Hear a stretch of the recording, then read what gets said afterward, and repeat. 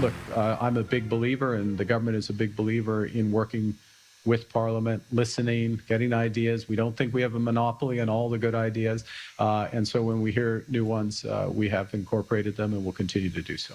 Mark Carney has introduced a credit card budget that will drive up your cost of food, housing, and fuel. And that is why Conservatives unanimously oppose it. It's only been a week since MPs last squared off in the House, but in just a few short days, the dynamics have shifted. While the Liberals' budget has already cleared 2 confidence votes, the vote on the main motion is coming up tomorrow, and if it fails, Canadians are headed back to the polls. Conservative leader Pierre Poilievre, meanwhile, as we've already discussed today, is headed back to the House for the first time since 2 of his MPs announced they're leaving his caucus. The Scrum is here to dig into the stakes of it all. Nojoud Mallees is an economics reporter with Bloomberg. Bob Fife is the Globe and Mail's Ottawa bureau chief, and Michael Couteur is CTV's senior political correspondent. Hi, everybody. Hi. Good to see you. What are the chances, Nojoud, that the budget doesn't go ahead? It feels a lot less possible, to my mind at least, that we're headed to an election than it did even a month ago. Yeah, I mean, you never know what happens with these votes, but there's definitely a soft expectation on Parliament Hill that this budget will pass one way or another. I think everybody's attention will be on how it passes, right? And so the government right now, I believe, needs either 2 votes in favor of the budget or 3 people to abstain. And how does that math work out? Obviously, everybody's eyes are on the NDP for some of them to potentially abstain on it. We've already seen Don Davies, commend some of the spending towards a community center in his riding. But there's Elizabeth May, who hasn't completely closed the door. But everybody's eyes will be on the Conservatives and whether the entire caucus votes no on this budget or not. And that heightened scrutiny is really because of the drama that Pierre Poilievre has found himself in post-budget. What are you going to watch for during that vote Monday night, Bob? Well, first of all, I agree with you that there was not a sense that you could feel when government's about to fall. You don't get that here. And the fact is the NDP do not have a leader. Don Davies, who's the interim leader, has said that some of his MPs could abstain. So I think he sent a signal. And more importantly, the budget has been very careful in providing projects in Conservative and Bloc Quebecois ridings. And on Thursday, for example, a Conservative MP from Timmins showed up at the announcement on Nickel Project in Timmins with the Natural Resources Minister. How is he going to vote?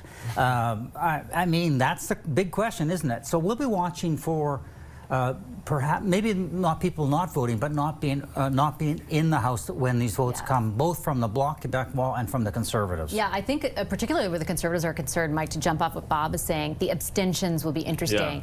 Yeah. Matt Genereux, for example, who is the MP who left as resigned as an MP, but said I'm not going to, or the Conservative study is not leaving until the spring. He abstained, if memory serves me right, from the 2 amendments that were voted on, which were also confidence measures. If he abstains on this vote too, I think that says something. Yeah, it does. And I think, when you're talking about numbers, one of the things I'm looking for is, do the Conservatives have all of their MPs when they actually come back to the House? Or do we see more that are either quitting or crossing the floor? I mean, there are rumors about that. I'm not saying it's going to happen on Monday, but certainly that's a question as well. And those abstentions will be something to look at. But to pick up on some of, what everybody else has been saying here, like, I'm not packing my bags yet for an election campaign. I may have one by the door, but I certainly don't think we're headed to out on the campaign, specifically because of where the NDP is right now. They are in massive debt. There has been a report out there that they're $23 million in debt. Don Davies, the interim leader, has replied on X saying, no, we're not, but that doesn't mean that they're not that far in debt. I don't think they can afford an election at this point, so somebody's going to have to put a little water in their wine and possibly just do the abstention thing. Yeah, the interesting thing is, like, Mr. Davies himself, like you said, Nojoud, has left the door wide open to abstentions, not even to supporting. He hasn't unequivocally said one way or the other. So the key will be whether his caucus follows suit, because that is also an assumption that's not 100%. Yeah, and that caucus has not always been unified. We saw when Don Davies became interim leader, there was some disgruntlement from some MPs feeling like they were not part of the process. So I'm looking here at Leah Gazan, at Jenny Kwan. How did they vote on this budget? So we can very much see a caucus that is not going to be unified potentially this week from the NDP. And frankly, the whole party is a bit in shambles right now, trying to find its path forward. Like I mentioned previously, what will really catch everyone's attention question is Pierre Poilievre able to have a unified caucus without not opening the door to more questions about why did this MP abstain? Why was this MP not there? Or even worse, did this MP vote? Why did this MP vote in favor of the budget? You saw this week Pierre Poilievre did not want to have to answer to questions about drama in his party, and so he certainly doesn't want more of that next week. It's interesting because if there's one thing until last week that Mr. Poilievre has been very successful at, it is having a very unified caucus behind him. Do you think there's any chance of surprise tomorrow? I wouldn't rule it out. You know, he's had another bad week. This week was a terrible news conference he had, and he seems to be a leader that's out of focus with the times. He was a good alternative to Justin Trudeau. And because he was a good communicator, he had those sly little remarks and whatnot, and he was good at.